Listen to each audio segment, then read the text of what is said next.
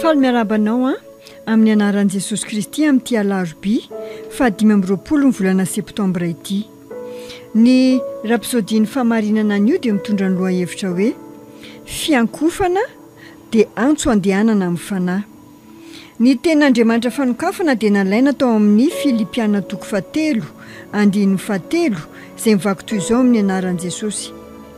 Fa isika ny voafora izay manome amin'ny fanan'Andriamanitra ary manao an'i Kristy Jesosy ho reharehantsika ka tsy mitoky amin'ny nofo.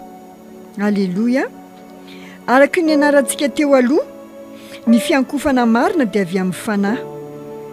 Firaisan'ny fanahy na fiombonana. Ny fiankofana marina dia tsy misy ifandraisan'ny fihetseham-ponao na ny gadokira iray. Ary eo no mahavotsitra ny sasany. Ny fotoam-bavaka iray manontolo na ny fotoana fiankofana dia tsy mizotra araka ny tokony ho izy raha tsy misy kristianina tena mamaly an'Andriamanitra marina amin'ny fanahiny. Mety mihira sy manao hetsika fiankofana fa tsy mifantoka ny sainy ary ny fanahiny tsy vonona. Mitrangy izany tsy fifandraisana izany satria tsy nianatra ny fehin'ny fanahiny izy ireo mba hamaly azy amin'ny fanahy. Ohatra, ny fihirana ho an'Andriamanitra dia mihoatra noho ny hira na teny eo amin'ny molotra, fa tena fampifatohana ny fonao sy ny fanahinao ao anaty fiankofana. Toy izany koa ny dia amin'ny nofo dia tsy mitondra na inona na inona.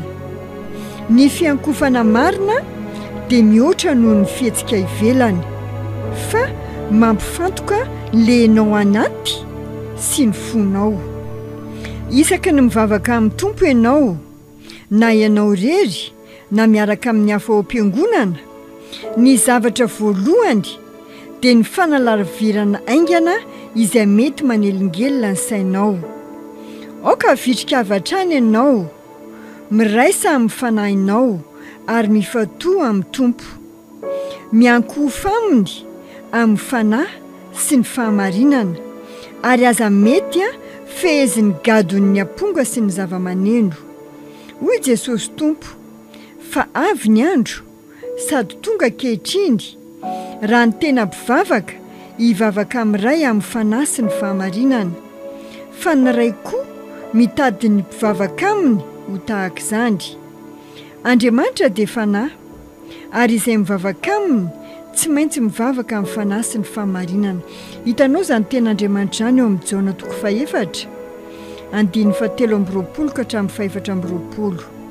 Noho izany, amin'ny fahatongavan-tsaina tanteraka, tario ny fonao mba hanolotra fiderana marina sy fiankofana ary fisaorana ho azy avy any anaty lalon'ny fonao. Tsarovy fa natsoina andeha araka ny fanahy isika. Hoy ny Galatiana 5:9 hoe, ary hoy izao, mandehana araka ny fanahy dia tsy hatanteraka ny filan'ny nofo ianareo. Ny fanompoana an'Andriamanitra ao amin'ny fanahinao dia tokony ho fomba fiaina ara-dalàna sy mahazatra. Tsarovy mandrakariva ny antso hoe mandehana araka ny fanahy. Isaky ny mivavaka amin'ny tompo ianao, mandehana araka ny fanahy.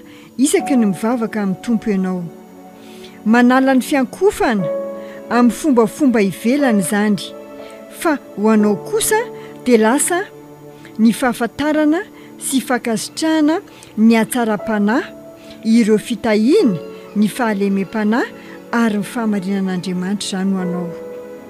Fisaorana, fanekem-pinoana ny toetrany sy ny fitiavany ary ny fahasoavany. Alleluia, alleluia. Ny misy ny fiangonana Krista Ambasimo dia ety Ambohibao ampitan'ny station Total ato amin'ny 2e étage. Ny fotoam-bavaka dia isaky ny alahady amin'ny 9 ora maraina sy ny alarobia amin'ny 10 ora hariva.